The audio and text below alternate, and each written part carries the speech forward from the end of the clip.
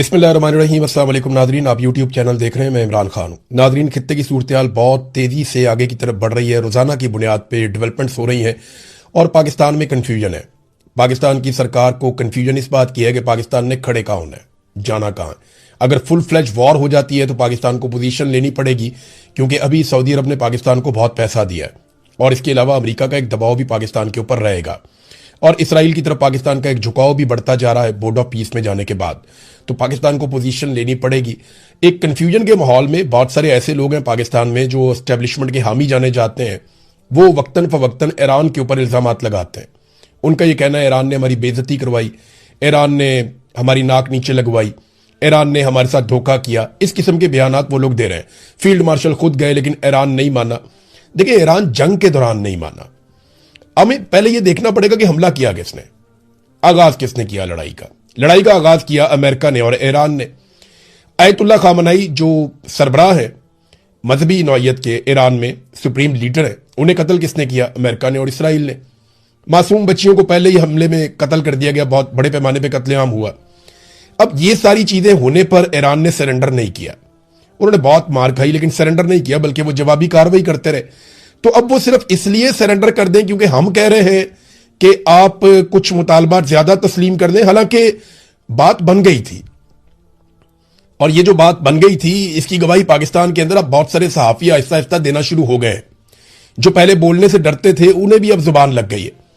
और American media खुद बता रहा है कि यह बात बन गई थी कि ईरान आबना हुर्मुज़ को खोल रहा था इस शर्त पे कि अमेरिका नाकाबंदी फौरी तौर पे खत्म कर देगा और बाकी चीजें मुज़ाकरात में जाकर तय हो जाएंगी। लेकिन डोनाल्ड ट्रंप ने नाकाबंदी को एक ताकत के तौर पे इस्तेमाल किया। इस वक्त अमेरिकी ताकत खित्ते में कहां कहां जमा हो चुकी है और किस तरीके से वो ईरान को घेरा डाल रहे हैं, इस पे मैं आपको मैप पे लेकर जाऊंगा। यानी हमें एक दफा फिर जाना पड़ेगा मैप पे और चलते हैं मैप पे। जी नाजरीन, तो ये है मैप और ये जनाब अमेरिका और ये वो रीजन है जहां लड़ाई चल रही है या जहां पे सारा फड्डा है। ये आपने थोड़ा सा याद रखना है कि समंदर कौन कौन से हैं। सिर्फ ये मैं आपको दिखाने के लिए वर्ल्ड मैप मैंने आपको दिखाया, पूरी दुनिया का नक्शा है ये, सिर्फ ये दिखाने के लिए कि यहां पे समंदर कौन कौन से हैं। इसे कहते हैं पर्शियन सी। ये समंदर जो है ना, ये अरब ममालिक और ईरान के बीच में। ये अरेबियन सी है, ये इंडिया और पाकिस्तान के सामने, ओमान के सामने ये वाला है। इसे गल्फ ऑफ ओमान भी कहते हैं, लेकिन ये इंडियन सी है। और इसके बाद ये वाला जो एरिया है इसको मेडिटेरेनियन सी कहते हैं। ये तीन समुद्रों को आपने याद रखना है, 1, 2 और ये 3। और ये रेड सी है, ये सऊदी अरब और अफ्रीकी ममालिक के बीच में रेड सी मैंने आपको पहले बताया हुआ है। ये सिर्फ आप ये नक्शा देख लें, उसके बाद जरा यहां पे आप आ जाएं और आपको जरा क्लियर करके मैं दिखा देता हूं। ये जनाब ईरान है, ये पर्शियन गल्फ है, ये गल्फ ऑफ ओमान है। ये बिल्कुल छोटा सा एरिया है गल्फ ऑफ ओमान। ये आबना हुर्मुज़, ये इसके बाद गल्फ ऑफ ओमान। ये वो जगह है जहां से अमेरिका ने ब्लॉकेज लगाया हुआ है पाकिस्तान और ओमान के बीच में। और ये वाला जो समुद्र का बड़ा हिस्सा है ये अरेबियन सी भी इसको कहते हैं, इंडियन ओशियन भी इसको कहते हैं। तो ये एरिया अलग है। ये रेड सी है, यहां से नीचे से ये आपको बाबे मंदब नजर आ रहा है, यमन के बिल्कुल साथ अफ्रीका और गल्फ ममालिक के बीच में, खलीजी ममालिक और अफ्रीका के बीच में, यमन और जबूती के किनारे पे ये एक बीच में एक एरिया है जिसको आप कहते हैं, ये मैंने आपको निशान लगा दिया, ये वाला एरिया इसको आप कहते हैं बाबे मंदब। ये साथ आगे शुरू होता है रेड सी और ये सारा वो मेडिटेरेनियन सी है जो जाके यूरोपीय ममालिक के साथ लगता है। यूरोपीय ममालिक उस तरफ आते हैं, यहां ऊपर तुर्की है, नीचे मिस्र है, ये शाम है और ये इसराइल है और गजा भी वहीं पे है। अब आ जाए उस फाइनल मैप की तरफ जो सारी हकीकत बता रहा है। ये देखें आप, इस वक्त जो लेटेस्ट सूरत हाल है वो ये है कि अमेरिका के जहाज कहां कहां पहुंच गए और किस किस जगह पे अमेरिका के अड्डे मौजूद है। ये जी अरेबियन सी या इंडियन ओशियन, एक अमेरिकी बहरी जहाजों का जो अड्डा है वो यहां पे है। वो यहां पे इन्होंने बना लिया समंदर के अंदर और यहां पे इन्होंने अपनी फौजी ताकत इकट्ठी कर ली है अरेबियन सी के अंदर या इंडियन ओशियन के अंदर। और ये ईरान का ये वाला एरिया यहां से इन्होंने कंट्रोल किया है। दूसरा, अरब ममालिक को क्रॉस करें तो यहां पे रेड सी आ जाता है, मैंने आपको पहले दिखाया था। एक अमेरिकी बहरी बेड़ा वो ये यहां पे इन्होंने पहुंचा दिया, यहां पे आके खड़ा है। और अब जो अमेरिकी बेड़ा एक और आया पैसिफिक ओशियन से निकल के, वो यहां पहुंच गया। ये इसराइल की बैक साइड पे यहां पे मेडिटेरेनियन सी के अंदर इनका एक बेड़ा पहुंच गया। तो ये तीन तरफ से इन्होंने ईरान को घेरा डाला इस वक्त तक। अगर लड़ाई हो जाती है, और लड़ाई बढ़ जाती है। पाकिस्तान इस वक्त कंफ्यूज है, पाकिस्तान कहां खड़ा होगा। लेकिन पाकिस्तान के अंदर मिलिट्री एस्टेब्लिशमेंट के जो करीबी अकाउंट्स हैं या जो करीबी लोग हैं, वो सोशल मीडिया पे ये बात करना शुरू हो गए कि ईरान ने ज्यादती की है। ये पहले भी कर रहे थे और पहले कुछ मैसेजेस भी मिलिट्री एस्टेब्लिशमेंट के लोगों की जानिब से या डायरेक्ट उनकी जानिब से सहाफियों को भिजवाए गए थे, जिसमें कहा गया था कि ईरान की मजम्मत शुरू करो। तो हमें यह पता है कि जिस वक्त सऊदी अरब दबाव डालेगा, क्योंकि बहुत पैसा दिया सऊदी अरब ने, तो पाकिस्तान को पोजीशन लेनी पड़ेगी। तो ये एक और साइड हो सकती है जहां से कुछ दबाव ईरान के ऊपर बढ़ाया जा सके। लेकिन पाकिस्तान नहीं भी करेगा तो पाकिस्तान को करना पड़ेगा। वजह यह है कि सऊदी अरब और सऊदी अरब का पैसा, अभी हमने यूएई का पैसा वापस किया, सऊदी अरब से लेके वापस किया, यहां से पैसा लिया, यहां पे वापस कर दिया। हमारा इसमें कोई कमाल नहीं है, हमारे ऊपर पैसा उतना ही चढ़ा हुआ है, शायद उससे ज्यादा चढ़ गया है, क्योंकि और कर्जा भी हम लेते चले जा रहे हैं। तो ये इस वक्त सिचुएशन है खित्ते में जहां पे अमेरिका ने अपनी इतनी फौज लाकर इकट्ठी कर दी है कि इस फौज के साथ पूरी एक जंग लड़ी जा सकती है। पहले इस रीजन में अमेरिका ने कभी इतनी ताकत इकट्ठी नहीं की जितनी अब की है। वापस चलते हैं मेन स्टूडियो में। तो नाज़रीन, आपने देख लिया मैप के जरिए से कि सूरत इस वक्त क्या है और मशरिक वस्ता में ईरान को कैसे घेरा पड़ा हुआ है। अब ईरान इस घेरे को कैसे तोड़ता है, उसके पास भी बहुत सारे ऑप्शंस हैं, उसके अपने इत्तेहादी हैं, उसका अपना एक तरीकाकार है चीजों को डील करने का, और उसके हथियारों की नौइयत भी थोड़ी सी मुख्तलिफ है। डोनाल्ड ट्रंप के लिए एक बड़ा चैलेंज और खड़ा हो गया है। ट्रंप को जंग जारी रखने के लिए कांग्रेस की मंजूरी लेने में एक हफ्ता बाकी है। देखें, जब भी कभी कोई जंग शुरू होती है तो अमेरिकी सदर बगैर इजाजत के कोई जंग शुरू तो कर सकता है, लेकिन उसके लिए लाजमी है कि वो 60 दिन में कांग्रेस से उसकी इजाजत ले या उसकी मंजूरी ले। अब कांग्रेस से मंजूरी लेने के लिए बाकी बच गया एक हफ्ता। तो डोनाल्ड ट्रंप को अमेरिकी आइन के तहत ये जो है वो, यानी वॉर पावर रेजोल्यूशन जो है, ये एक अमेरिकी आइन है, कानून है, उसके तहत अमेरिका को, अमेरिकी सदर को अब ये इजाजत लेनी पड़ेगी और उसको हमायत दरकार होगी कांग्रेस की। एक हफ्ता बाकी है। डोनाल्ड ट्रंप के नंबर तो ठीक है, लेकिन बहुत थोड़े मार्जिन के साथ। अब अगर डोनाल्ड ट्रंप के रास्ते में रुकावट आ जाती है और कुछ लोग डोनाल्ड ट्रंप के खिलाफ हो जाते हैं, इसराइल की लॉबिंग बहुत अच्छी है अमेरिका में, वो कंट्रोल करते हैं अमेरिकन सिस्टम को, ये अमेरिकन खुद कहते हैं। तो उम्मीद है कि डोनाल्ड ट्रंप मंजूरी लेने में कामयाब हो जाएगा। लेकिन अगर डोनाल्ड ट्रंप को यह मंजूरी नहीं मिलती, ये एक संगे मील है जिसको अबूर करना होगा। अगर ये इतना आसान होता तो डोनाल्ड ट्रंप बहुत पहले कर चुके होते। अब उन्हें क्योंकि आखिरी वक्त में यह करना है, तो यह भी एक डोनाल्ड ट्रंप के लिए बड़ा चैलेंज है कि वो इसको कैसे पूरा करते हैं। इसराइल ने बहरहाल ऐलान कर दिया है कि वो सिर्फ अमेरिका के इशारे का इंतजार कर रहा है और वो बड़ी तबाही फैला सकता है। इसराइली वजीर दिफा का जो स्टेटमेंट है वो ये है कि अमेरिका की इजाजत मिलते ही खामनाई के पूरे खानदान को हम खत्म कर देंगे। आयतुल्लाह खामनई किस हालत में है इस वक्त? आयतुल्लाह अली खामनई तो शहीद हो गए हैं, जो मुज्तबा खामनई है वो किस हालत में है ये मैं आपको बताता हूं आगे चलकर। लेकिन इसराइल ने एक बार फिर ईरान को संगीन नताइज भुगतने की धमकी देते हुए अपनी अमेरिका के साथ दोस्ती का भी इजहार किया है। उन्होंने कहा जी कि अमेरिका ने अगर हमें कहा, यह वजीर दिफा है इसराइल का, उसने कहा कि ईरान के खिलाफ दोबारा जंग शुरू करने के लिए मुकम्मल तौर पर तैयार हो चुके हैं, सिर्फ अमेरिका के ग्रीन सिग्नल का इंतजार है। ईरान को तारीकी और पत्थर के दौर में हम धकेल देंगे और आयतुल्लाह मुज्तबा खामनई के पूरे खानदान को इस मर्तबा खत्म कर देंगे। हालांकि पहले ही ये खानदान आधा कत्ल हो चुका है। ज्यादातर लोग इस खानदान के जो मुज्तबा खामनई से जुड़े हैं वो शहीद हो चुके हैं। बाकी जो लोग बचे हैं उनमें मुज्तबा खामनई है। उनकी अपनी सूरत क्या है इस पे मुख्तलिफ मीडिया रिपोर्ट्स आती रहती हैं। जो एक रिपोर्ट मुज्तबा खामनई की सेहत के हवाले से आई, ये ईरान में से जो रिपोर्ट आई है वो ये बताती है, ईरानी ओहदेदार को कोट किया गया है कि सुप्रीम लीडर शदीद जख्मी है मगर होश में है। कासिदों के जरिए से वो पैगाम रसानी भी उनकी जारी है। ये ईरानी मीडिया को या ईरानी ओहदेदार को कोट किया गया है और अमरीकी इदारे में कोट किया गया है। अमरीकी अखबार न्यूयॉर्क टाइम ने दावा किया है कि ईरानी सुप्रीम लीडर ज़हनी तौर पर पूरी तरह मुतहर्रिक हैं और मजबूत हैं और बाखबर हैं, लेकिन मुल्क के अहम फैसले अमनन पासदारान इनकलाब के आला कमांडरों के एक ग्रुप के जरिए किए जा रहे हैं। हाँ, यह है कि वो अपनी पैगामात जो है वो पहुंचाते रहते हैं। वो एक बड़ी महफूज जगह पे मौजूद हैं। जो फिजाई हमला किया गया था उसमें वो शदीद जख्मी हो गए थे और अभी तक वो तिब्बी टीम की निगरानी में हैं। वो गंडापुर को बना लेंगे तो इससे दो नुकसान होंगे। एक तो गंडापुर बनेंगे भी नहीं, एक और तोहफा मिलेगा पाकिस्तान तहरीक इंसाफ की जानिब। और अगर सुहेल को हटा दिया तो सुहेल पहले से ज्यादा खतरनाक हो जाएगा और सुहेल के पास फ्री हैंड हो जाएगा। बहुत सारी जिम्मेदारियां खत्म हो जाएंगी और बड़ा लीडर भी बन जाएगा।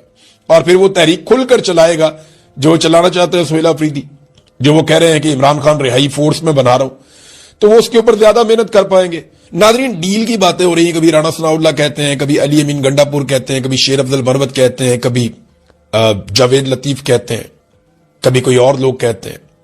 इमरान खान की बहनें भी कहती हैं, इमरान खान भी कहता है कि मैं तो डील नहीं ले रहा अपने लिए, पाकिस्तान के लिए मेरे साथ बात करो, रास्ता निकालो, इलेक्शन करवाओ, मैं तैयार हूं, मैं किसी से बदला नहीं लूंगा, लेकिन इंसाफ तो करना पड़ेगा। तो अब ये जो मामलात हैं इसमें अलग अलग बातें की जाती है। मैं आपको एग्जैक्टली बताता हूं कि कहां कहां पे डील की बातें हुई और खबरें बाहर आई और ये कितनी मरतबा हुआ। एक तो डील की लगभग कुछ 6 कोशिशें हुई हैं अब तक। 4 अगस्त को इमरान खान साहब को सबसे पहले कहा गया कि आप पाकिस्तान छोड़ दें वरना कल आपको गिरफ्तार कर लिया जाएगा, डील की पहली ऑफर।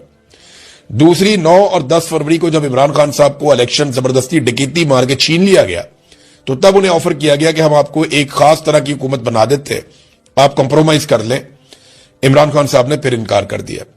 अक्टूबर 2024 में दोबारा से डील करने की कोशिश की गई जब एहतजाजी तहरीक अपने उरूज की तरफ जा रही थी।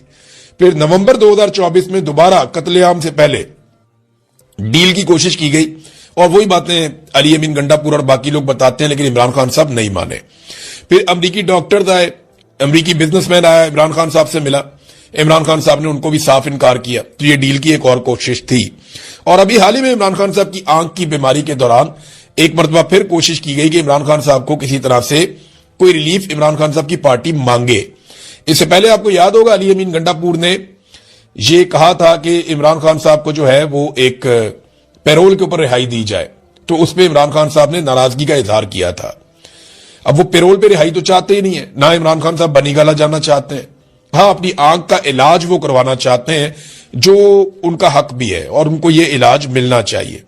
किसी भी लीडर की आंख जाया करना या किसी ऑर्गन को जाया करना ये इंतहाई नामुनासिब है और ये सख्त ज्यादती है और इस चीज को ये डील के लिए इस्तेमाल कर रहे थे। इमरान खान साहब ने साफ इनकार कर दिया। इमरान खान साहब के लिए पूरी दुनिया में आवाज उठ रही है, बैनुल अक़वामी सतह पर रोला पड़ गया है और मैं कुछ चीजें आपके सामने रखता हूं अभी। नंबर 1 तो यह है कि 40 से ज्यादा मुमताज आलमी माहिरीन तालीम जो हैं और उनके अलावा अवामी दानिश्वरों ने और ह्यूमन राइट्स एक्टिविस्ट, इन्होंने अमेरिका, यूरोपीय यूनियन और दौलत मुश्तरका और OIC के नाम एक खत लिखा है। यानी ये दुनिया भर के अंदर खत लिखा जा रहा है। अमेरिका के नाम भी लिखा है, यूरोपीय यूनियन के नाम भी लिखा है, दौलत मुश्तरका के नाम भी लिखा है और OIC के नाम भी ये खत लिखा गया है। अक़वाम मुत्तहिदा को भी इसमें जो है वो मुखातिब किया गया है। इमरान खान को तिब्बी सहूलियात फराहम की जाए, इमरान खान साहब के खानदान और डॉक्टर्स तक रसाई दी जाए और सियासी बुनियाद पर जो उनकी कैद है उससे उनको रिहाई दी जाए। अब ये आलमी सतह के बहुत सारे लोग हैं, 40 से ज्यादा लोग हैं और ये बड़े बाअसर लोग हैं दुनिया में। ह्यूमन राइट्स के हवाले से इनकी खिदमात है और इनकी खिदमात का एतराफ भी किया जाता है। तो ये एक डेवलपमेंट है। अब ज्यादा डिटेल में मैं इसकी नहीं जाता, बस आप ये समझें कि दुनिया में बड़ी तेजी से इमरान खान के लिए आवाज उठना शुरू हो गई है और ये कामयाबी है इमरान खान साहब के बेटों की, उनकी बहनों की, क्योंकि वो कंटिन्यूसली एंगेजमेंट कर रहे हैं और ओवरसीज पाकिस्तानियों का भी इसमें एक हिस्सा है। देखिए, ये जो ओवरसीज पाकिस्तानियों से नफरत करते हैं ना सब लोग, खासतौर पर पाकिस्तान की मिलिट्री एस्टेब्लिशमेंट और पाकिस्तान का जो मौजूदा रजीम है, ये नफरत इसीलिए करते हैं कि ओवरसीज पाकिस्तानी हर जगह पे इमरान खान साहब की बात करते हैं और हर जगह पे जुल्म और ज्यादती के खिलाफ बात करते हैं। देखिए, अब ये एक मीटिंग हो रही थी और ये जिनेवा के अंदर समिट हो रहा है for human rights and democracy के ऊपर, इंसानी हकूक और जमहूरियत के लिए जिनेवा के अंदर एक समिट हो रहा था। उस समिट में एक पाकिस्तानी ने आवाज उठा दी बड़े जोरदार तरीके से और जो ओवरसीज पाकिस्तानी है उसने आवाज उठाई और उसके बाद जो है वो वहां पे इमरान खान साहब का तस्करा किया गया। Political imprisonment of Imran Khan mentioned in Geneva after N overseas Pakistani shouted that don't forget about Imran Khan, कि आप इमरान खान को नहीं भूल सकते या इमरान खान को मत भूलिए या उनका नाम लेना मत भूलिए। He is a political prisoner and former prime minister of the 5th biggest nation in the world, कि वो दुनिया की 5वीं बड़ी कौम का एक लीडर है और सबका प्राइम मिनिस्टर है आप उसे नहीं भूल सकते। और उसके बाद फिर इमरान खान साहब के लिए बाकायदा इस प्लेटफॉर्म के ऊपर आवाज उठाई गई और यह बताया गया कि रिजीम कैसे इमरान खान साहब को दबा रहा है, रिजीम कैसे पाकिस्तान के साथ जो है वो ज्यादती कर रहा है। अब ये पाकिस्तानी डॉक्टर है सबरीना जिन्होंने ये हाईलाइट किया मामला, इन्होंने आवाज उठाई। तो ये दो डेवलपमेंट है इमरान खान साहब के लिए, हर तरफ जो है वो आवाज उठ रही है। नाज़रीन, सियासतदानों में सबसे लंबी जेल जो है वो जावेद हाशमी साहब ने लगातार काटी है और मुश्किल तरीन जेल काटी है। जावेद हाशमी साहब का अगर आप चेहरा देखें या उनकी हालत देखें तो आपको अंदाजा हो जाता है कि जेल की सख्तियों ने उनके साथ क्या किया।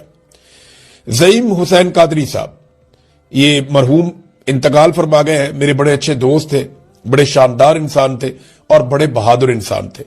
ज़ईम कादरी ने बड़ी कुर्बानियां दी नवाज शरीफ के लिए, जमहूरियत के लिए, और मुश्किल वक्त में नवाज शरीफ के साथ खड़े हुए। नवाज शरीफ और शहबाज शरीफ जो है उनकी अहलिया को कहते थे कि ऐसे ही लोग वजीर आजम बनते हैं, ऐसे ही लोग वजीर आला और गवर्नर बनते हैं। लेकिन जब उन्हें इक्तदार मिला तो उन्होंने ज़ईम कादरी को टके टोकरी कर दिया। फिर ज़ईम कादरी साहब उन्हें छोड़ गए, उनका इंतकाल हो गया, अल्लाह ताला उन्हें गरीक रहमत करे। बड़े शानदार इंसान थे। ज़ईम कादरी के वालिद की पीठ में भी छुरा घोंपा वो मुझे बताया करते थे, और उनकी पीठ में भी छुरा घोंपा नवाज शरीफ साहब ने। तो ये जिन लोगों ने बहुत मार खाई उनमें ये भी थे। तो जावेद हाशमी साहब जिन्होंने बहुत तकलीफ बर्दाश्त की, इनके जिस्मों पर आज भी आमरीत के निशान है। तो जावेद हाशमी के बकौल 10 साल उन्होंने कहा मैंने जेल काटी है। अगर मुझसे इस तरह का बर्ताव होता जैसा सलूक इमरान खान के साथ किया जा रहा है तो शायद मैं भी डील कर लेता। ये बहुत बुरा सलूक हो रहा है। जावेद हाशमी जैसा बंदा गवाही दे रहा है जिसने आसिफ अली जरदारी से कई 100 गुना मुश्किल जेल काटी है। जरदारी ने तो जेल काटी नहीं ना, वो तो कोठियों के अंदर, अस्पतालों के अंदर, वीआईपी कल्चर, बाकायदा स्वीट्स के अंदर वो रहे हैं जरदारी साहब, वो तो बहुत इंजॉय करते रहे और उनकी जेल तो जेल थी ही नहीं चंद दिनों के अलावा। तो जावेद हाशमी की जेल जेल थी। अब जरदारी साहब को जेलसी हो रही है इमरान खान से कि यार ये इतना आगे निकल गया, इतना बहादुर हो गया और हम लोग बहुत पीछे रह गए, हम जेल नहीं काट सके, इमरान खान जेल काट गया। तो जरदारी साहब की वो जेलसी अब उनके चेहरे पे, उनके रवैये में, उनकी बातों में नजर आ रही है। लेकिन जावेद हाशमी जो रियल वर्कर है, जिसने जेन्युइनली मार खाई है, जिसकी सारा पाकिस्तान गवाही देता है, वो शख्स कहता है कि इमरान खान को मुझसे भी मुश्किल हालात में रखा गया। नाज़रीन, अली अमीन गंडापुर साहब जो है वो अब आहिस्ता आहिस्ता शेर अफजल मरवत बनते जा रहे हैं। एक के बाद एक स्टेटमेंट उनका आता है और उनका स्टेटमेंट ज्यादातर इमरान खान साहब की फैमिली या पाकिस्तान तहरीके इंसाफ को नुकसान पहुंचाता है। यानी वो शेर अफजल मरवत ऐसे बन गए कि उन्होंने दावा कर दिया कि इमरान खान के बगैर इमरान खान से बड़े जलसे और मार्च किए हैं उन्होंने। इमरान खान के बगैर इमरान खान से बड़े जलसे और मार्च किए तो करें ना। अभी वो तो इमरान खान के नाम पे लोग निकलते थे, वो तो इमरान खान साहब कहते थे तो लोग निकलते थे, कॉल तो इमरान खान की जानिब से आती थी। अली अमीन गंडापुर को तो आखिरी एहतजाज में लोग घसीट घसीट के लेकर जा रहे थे। अली अमीन को जान छुड़ानी मुश्किल हो गई थी, वो गाड़ियों की ब्रेकें लगाता था, लोग पीछे से धक्के मारते थे कि आगे चलो चलो एहतजाज में। आखिरी मर्तबा अली अमीन गंडापुर को बादल नखास्ता एहतजाज में जाना पड़ा और ये फंसे हुए थे। और ये बहुत सारी ऐसी वीडियोस हैं जहां पे गंडापुर साहब को लोग पुश कर रहे थे कि चलो चलो एहतजाज में आगे बढ़ो, रुकते क्यों हो, कोई आराम नहीं करना, आगे बढ़ना है। तो ये गंडापुर के साथ हो रहा था। गंडापुर साहब टाइम जाया कर रहे थे ताकि लोगों की तादाद कम हो जाए, मोहसिन नकवी के लिए आसानी हो जाए। लेकिन लोग जबरदस्ती गंडापुर को आगे की तरफ धकेल रहे थे और तंग आगे बुशरा बीबी फिर अली अमीन गंडापुर से काफी आगे चली गई कि ये तो आगे जाता नहीं है तो मैं तो जाऊं, कारकुनों को लेकर कम से कम मैं तो वहां पहुंचूं जो इमरान खान साहब ने कहा हुआ है।